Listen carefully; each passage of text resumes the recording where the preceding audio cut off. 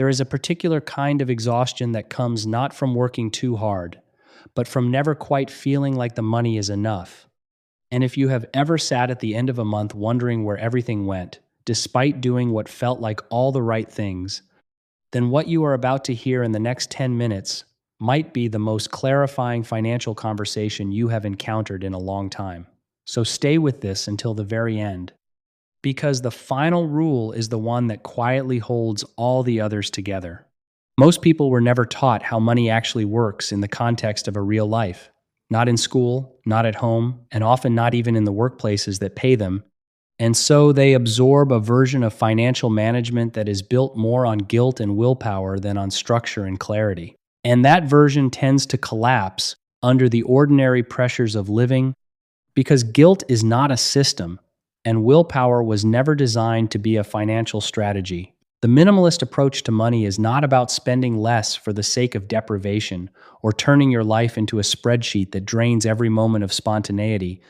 It is about reducing the number of decisions you have to make so that the decisions that matter most become almost automatic. And the research behind this is genuinely compelling, because decision fatigue is a real cognitive phenomenon where the quality of your choices deteriorates. The more choices you are forced to make throughout a day, which means that a person who has simplified their financial life into a few clear rules will almost always outperform someone with more income but more complexity, simply because simplicity preserves mental energy for the things that actually build wealth over time. The first rule, and perhaps the most foundational, is that you must pay yourself before you pay anything else. And while this idea has been repeated so often that it can feel like a cliché, most people still do not actually practice it in a structural way, meaning they wait until the end of the month to see what is left and then call that savings, which is not saving at all but rather spending with a delay. And the psychological shift that needs to happen is understanding that your savings contribution is not a reward for good behavior during the month, but rather a fixed expense that comes out first, before discretionary spending,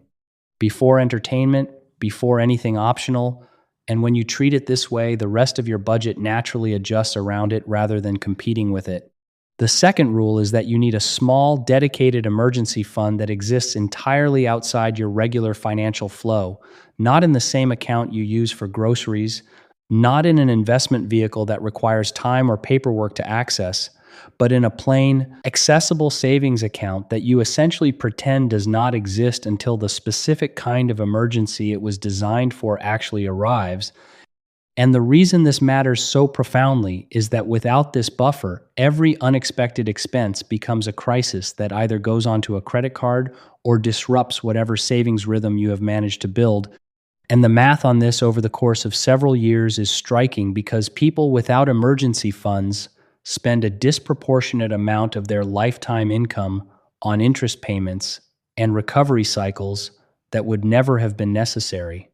if the buffer had existed in the first place. The third rule involves understanding the difference between fixed and variable expenses and treating that distinction as the primary lens through which you make spending decisions, because fixed expenses are the ones that create your baseline financial structure, and variable expenses are where your actual behavioral patterns live. And most financial stress is concentrated in the variable category, not because people are reckless, but because variable expenses are invisible in a way that fixed ones are not. You know exactly what your rent costs every month, but you may have very little accurate awareness of what your food spending, your transportation choices, your small recurring purchases,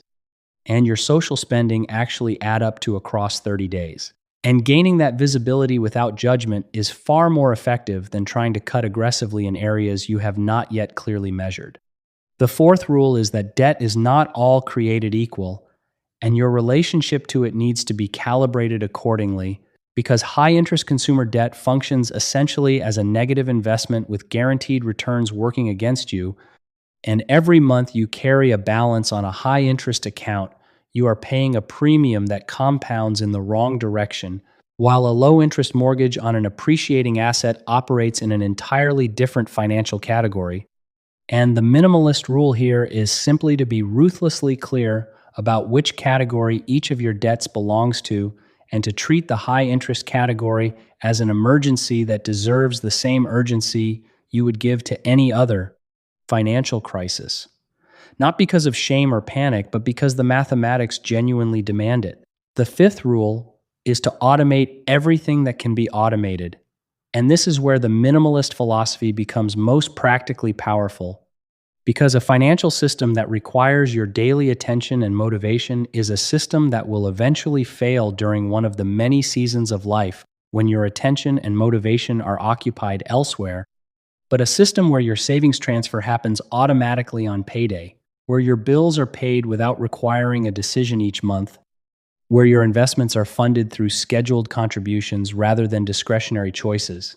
That kind of system runs quietly in the background of your life and continues working even when you are tired, distracted, grieving, celebrating, or simply living. And the compounding effect of a consistent automated system over 10 or 20 years is almost always more powerful than an aggressive but inconsistent approach that depends on sustained discipline. The sixth and perhaps most psychologically nuanced rule is to stop optimizing your lifestyle upward every time your income increases. And this pattern, which economists call lifestyle inflation, is one of the primary reasons that people with objectively high incomes often feel just as financially precarious as people earning far less, because each raise or promotion or windfall gets absorbed into a more expensive version of normal life, and the new normal quickly stops feeling like abundance and starts feeling like the floor. And the minimalist response to income growth is to deliberately allow a meaningful portion of each increase to flow into your savings or investment structure before it has a chance to become a new recurring expense. Not forever,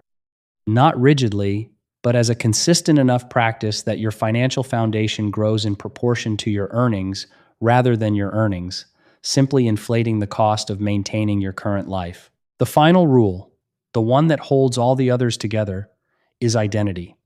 And what that means practically is that financial stability is not primarily a technical problem, but a self-conception problem,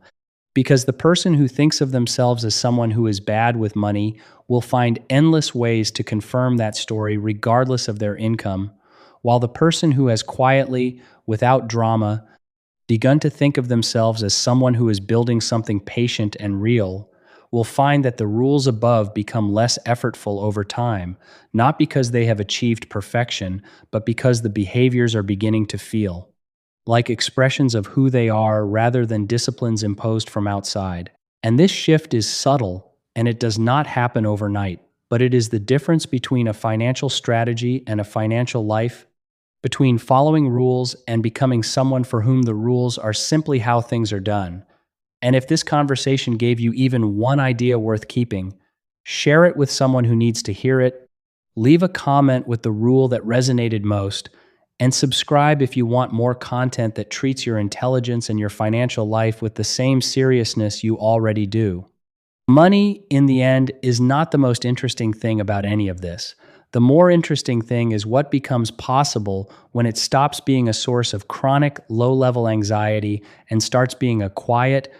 stable background condition of your life. And that is not a dream reserved for people with exceptional incomes or extraordinary discipline. It is available to anyone willing to simplify, to automate, to be honest about their actual numbers, and to hold that identity of someone who is slowly and without drama building something that lasts.